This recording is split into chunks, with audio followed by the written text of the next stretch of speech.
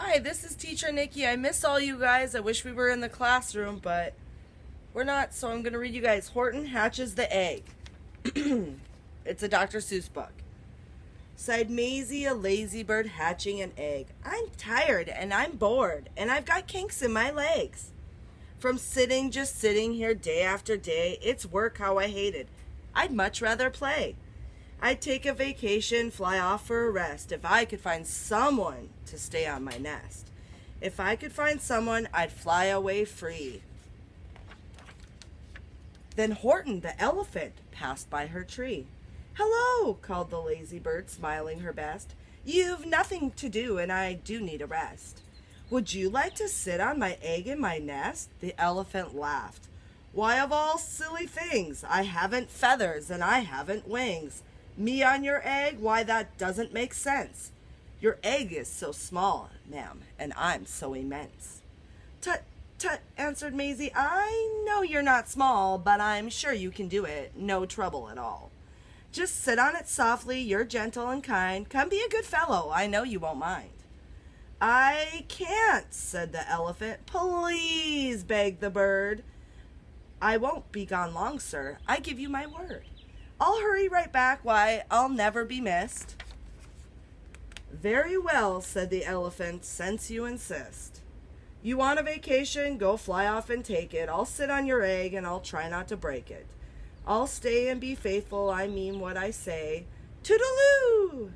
Sang out Maisie and fluttered away. The first thing to do, murmured Horton, let's see. The first thing to do is to prop up this tree and make it much stronger. That has to be done before I get on it. I must weigh a ton.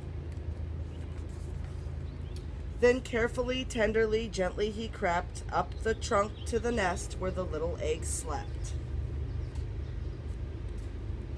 Then Horton the elephant smiled, now that's that, and he sat and he sat and he sat and he sat. And he sat there all day and he kept the egg warm and he sat there all night through a terrible storm. It poured and it lightened, it thundered, it rumbled. This isn't much fun, the poor elephant grumbled. I wish she'd come back, 'cause I'm cold and I'm wet, and I hope that Maisie bird doesn't forget. But Maisie by this time was far beyond reach, enjoying the sunshine way off in Palm Beach, and having such fun, such a wonderful rest. She decided she'd never go back to the nest. So Horton kept sitting there day after day, and as soon as it was autumn, the leaves blew away, and then came the winter, the snow and the sleet, and icicles hung from his trunk and his feet. But poor Horton kept sitting and said with a sneeze, I'll stay on this egg and I won't let it freeze. I meant what I said and I said what I meant, because an elephant's faithful 100%. So poor Horton sat there the whole winter through, and then came the springtime with troubles anew. His friends gathered round and they shouted with glee, Look, Horton the elephant, he's up in a tree. They taunted, they teased him, they yelled, How absurd! Old Horton the elephant thinks he's a bird. I don't think he really thinks he's a bird. They laughed and they laughed, then they all ran away. And Horton was lonely. He wanted to play, but he sat on the egg and continued to say, I meant what I said and I said what I meant, 'cause an elephant's faithful 100%.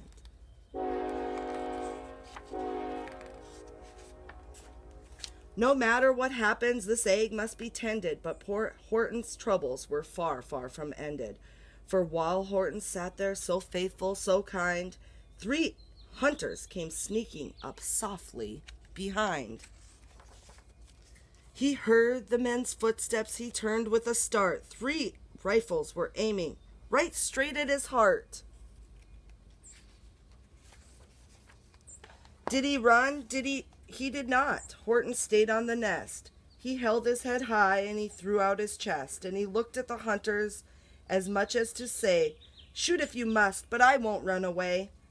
I meant what I said and I said what I meant, 'cause an elephant's faithful 100%. But the men didn't shoot. Much to Horton's surprise, they dropped their 3 guns and they stared with wide eyes. "Look," they all shouted, "can such a thing be? An elephant sitting on top of a tree? It's strange, it's amazing, it's wonderful, new. Don't shoot him, we'll catch him. That's just what we'll do. Let's take him alive. Why, he's terribly funny. We'll sell him back home to a circus for money." And the first thing he knew, they had built a big wagon with ropes on the front for the pulleys to drag him. They dug up his tree and they put it inside, with Horton so sad that he practically cried. "We're off," the men shouted, and off they all went, with Horton unhappy, 100%. Out of the jungle, up into the sky, up over the mountains, 10,000 feet high. Then down, down the mountains and down to the sea went the cart with the elephant, egg, nest, and tree. Then out of the wagon and on to a ship, out over the ocean, oh, what a trip! Rolling and tossing and splashed with the spray. And Horton said day after day after day, "I meant what I said and I said what I meant, but oh, I am seasick 100%. After bobbing around for 2 weeks like a cork, they landed at last in the town of New York.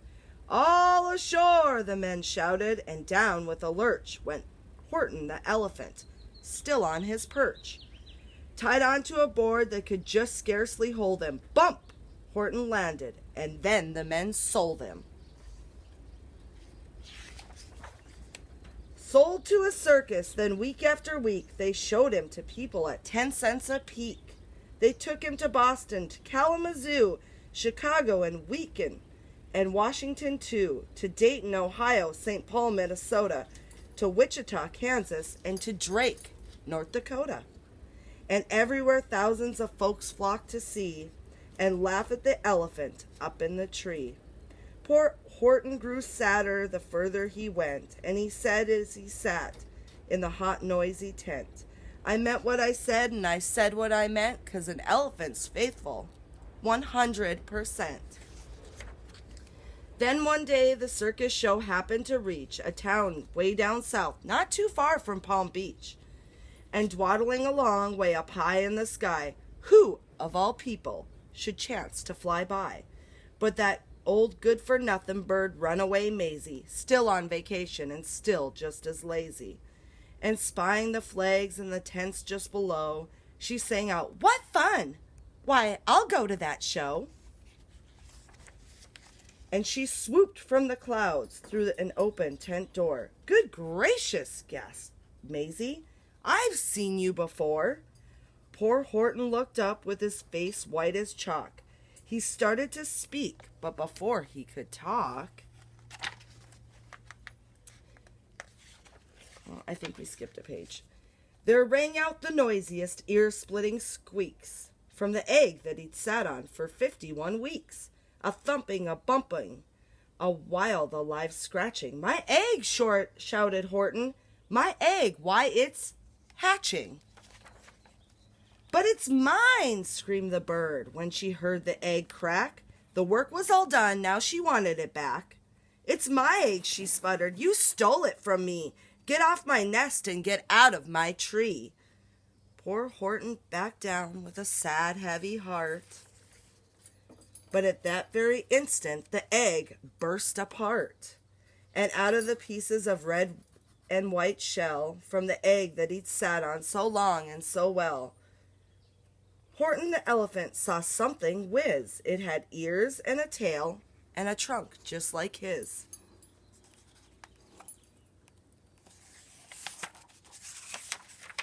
And the people came shouting, "What's all this about?"